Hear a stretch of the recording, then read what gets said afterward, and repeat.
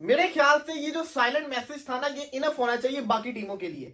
नहीं करे तो करे क्या, आप खुद सोच लो कि करे तो करे क्या।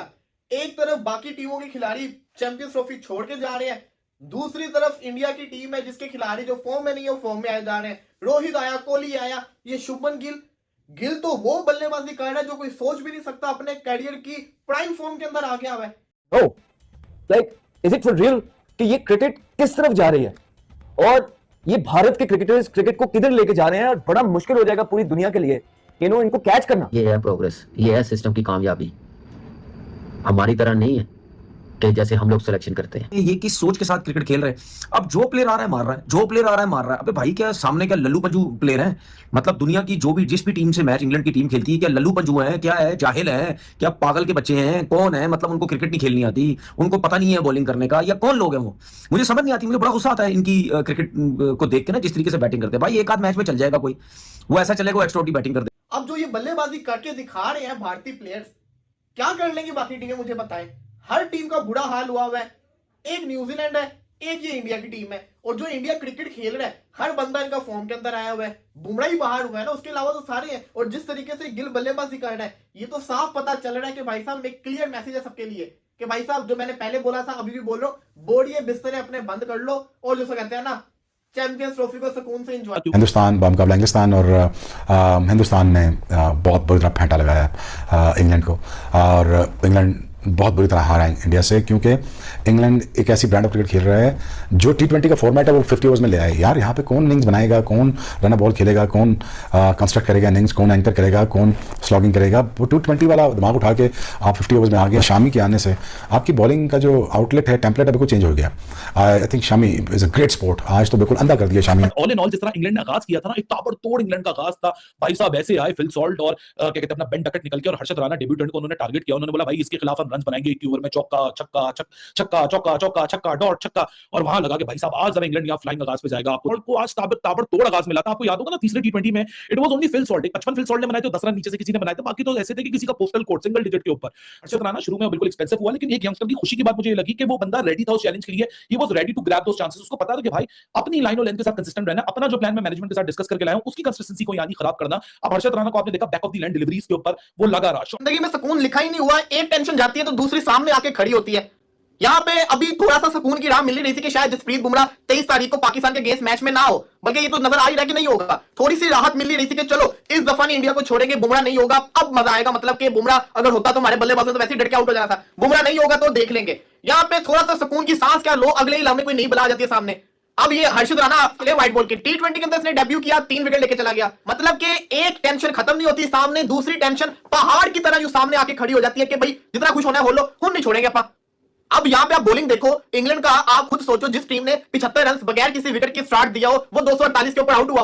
हालांकि ये बड़ी बैटिंग फ्रेंडली विकेट थी।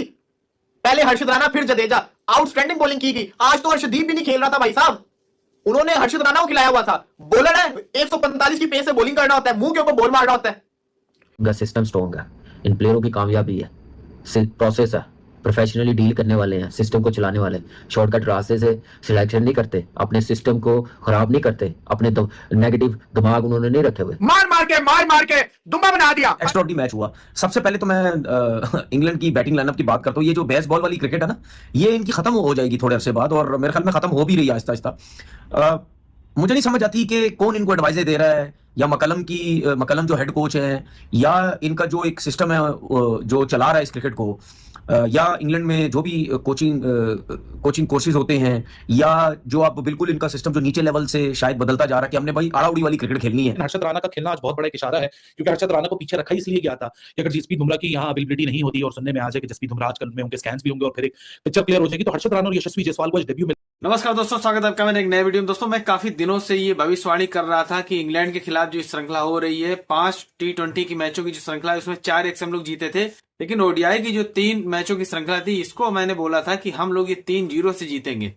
आज तीसरा मैच था अहमदाबाद के नरेंद्र मोदी स्टेडियम में। बहुत शानदार मैच हुआ है। शुभमन गिल ने 112 रन बनाए, श्रेयस अय्यर ने 78, और सबसे बड़ी बात किंग कोहली फॉर्म में आ गए हैं, 52 रन का योगदान दिया और इंग्लैंड को 353 रन का लक्ष्य दिया। भारत ने, इंग्लैंड ने हासिल नहीं कर पाया। हालांकि इंग्लैंड की शुरुआत थोड़ी सी तेज की थी, लेकिन उसको कंटिन्यू नहीं रख पाए इंग्लैंड के जो बीच के बल्लेबाज है, और ये मैच हार के 3-0 से श्रृंखला हार के अब चैंपियंस ट्रॉफी में जा रहे हैं इंग्लैंड। और हम लोग चैंपियंस ट्रॉफी में जा रहे हैं। पहला मैच बांग्लादेश के साथ है, दूसरा पाकिस्तान के साथ है 23 फरवरी को। पाकिस्तानी डर रहे हैं, कांप रहे हैं। पाकिस्तान की जो मीडिया है ये तारीफ कर रही है। आप लोग पूरा वीडियो देखिएगा, मैं मिलता हूँ वीडियो के अंत में। करो क्योंकि यहाँ पे कंपटीशन बड़ा क्लियर नजर आ रहा है। सिर्फ कंपटीशन न्यूजीलैंड और इंडिया के दरमियान में रह के और कोई टीम ऐसी है ही नहीं जो कंपीट कर सके। पाकिस्तान का बुरा हाल चल रहा है, इंग्लैंड का तो नहीं पूछो, ऑस्ट्रेलिया तो वैसे ही शुरू होने से पहले बाहर हो चुका हुआ है, बांग्लादेश से उम्मीद नहीं, अफगानिस्तान किसी को हराएगी, नॉकआउट में आके हार जाएगी, बची न्यूजीलैंड और ये इंडिया, और ये छोड़ेंगे नहीं। जिस किस्म की परफॉर्मेंस इनकी चल रही है यही होगा भाई साहब जो होता हुआ नजर आ रहा है। तो मेरा तो साइलेंट मैसेज आप सबके लिए यही है कि अपने बोरिंग बिस्तरे जिसको कहते हैं ना बंद कर लो, कुछ नहीं होने वाला। लास्ट ओवर्स में कोई स्टैब्लिश्ड बैट्समैन बचता ही नहीं। अभी 5-7 ओवर रहते हैं, 8 ओवर रहते हैं, तो उनके सारे के सारे जो मेन बैट्समैन हैं वो आउट होकर वापस चले जाते हैं। और यही कहानी हमने T20 में भी देखी थी। वहां पे भी आखिरी के 3-4 ओवर में उनके बॉलर्स ही कहीं ना कहीं थोड़े से रन्स करते थे अपनी टीम के लिए। बैट्समैन जिनकी जिम्मेदारी है, जिनकी रिस्पॉन्सिबिलिटी होती है कि वो अपनी इनिंग्स को इस तरह का प्लान करें कि थ्रू आउट इनिंग्स वो खेलते रहें। T20 में भी हमें वो देखने को नहीं मिला, और अभी वनडेज में भी। और ये इंग्लैंड की टीम का एक सीरियस मसला है। हाँ ठीक है, ऊपर से आके शॉट्स खेलते हैं जिस तरह से, ओपनिंग पार्टनरशिप बड़ी शानदार थी, लेकिन 6 ओवर का, 8 ओवर का, 10 ओवर का तो ये मुकाबला है नहीं। ये मुकाबला है 50 ओवर का। तो उसमें तो फिर आपने 50 ओवर की इनिंग्स को अपना अच्छे तरीके से प्लान करना होता है। तो वो ये करने में नाकाम हो रहे हैं टाइम एंड अगेन। छोटे फॉर्मेट में भी हमने देखा, और ये बड़ा फॉर्मेट जो 50 ओवर वाला, और ये अभी की बात नहीं है, इनका वर्ल्ड कप भी 2023 का ऐसा ही था मोर और लेस। ये हर मैच में वहां पे भी इनके ऑल आउट हो रहे थे, सारी की सारी टीम आउट हो रही थी, और ये पूरे अपने 50 ओवर का कोटा भी नहीं खेल के जा रहे थे। वही कहानी आज फिर भी हुई है। तो ये एक संजीदा मसला है कि आप 50 ओवर में अपने पूरे ओवर भी ना खेल सकें। और जो टॉप ऑर्डर बैट्समैन है या वो तो अच्छा परफॉर्म करते हैं, लेकिन उसके बावजूद ओपनर के अच्छा करने के बावजूद हमने T20 में भी देखा, ओपनर की अच्छी पार्टनरशिप लग रही है, नीचे आके फिर एक के बाद एक विकेट गिरती जाती है। तो ये कहानी यहाँ पे भी। तो इंग्लैंड एक दफा फिर बहुत अच्छे तरीके से प्लान नहीं कर सका कि आखिरी ओवरों में भी उनका कोई एस्टैब्लिश बैट्समैन खड़ा हो क्रीज पे। तो इसमें हैट्स ऑफ टू इंडिया कि उन्होंने पूरी सीरीज में ये काम करके रखा हुआ है कि उनको T20 में भी उस जोन और उस फेज में जाने नहीं देते। कि एंड पे जब आप देखते हैं ना T20 में भी 3-4-5 ओवर रह गए और बैट्समैन एस्टैब्लिश खड़े हुए हैं और वो चौके मारेंगे, छक्के मारेंगे, उस वाले जोन में T20 में भी नहीं जाने दिया, और आज भी उस जोन में जाने नहीं दिया। एंड पे मार मार के दुम्बा बना दिया। ब्रुक साहब जो है, मसूफ जो है, वो शॉर्ट पिच बॉल पे देखे जितनी ब्रुक ने बातें की हैं उतनी बुरी तरह इंडिया में वो फ्लॉप हो गया। फिर अंपायर कॉल पे रूट जो है उसका आउट होना, फिर अच्छी खासी पार्टनरशिप लग गई थी और ठीक जा रहे थे। स्पायरिंग बहुत ही सब स्टैंडर्ड थी, बार बार जाके रिव्यू पे आउट लो या गलत आउट दे दो। उसके अलावा हर्षित राणा तो जनाब जितना भी आज तो वो जितना भी सोचे 26 रन 1 ओवर में दे के उसके बाद के 6 ओवरों में 7-8 ओवर उसने किए हैं तो 52-53 रन 3 विकेटें। It's like a dream type of a debut. Shami was looking very good. आखिरी ओवर छोड़ के जिसमें 2 चौके छक्का आर्चर ने मारा इसको, हार्दिक को, ही वाज लुकिंग गुड।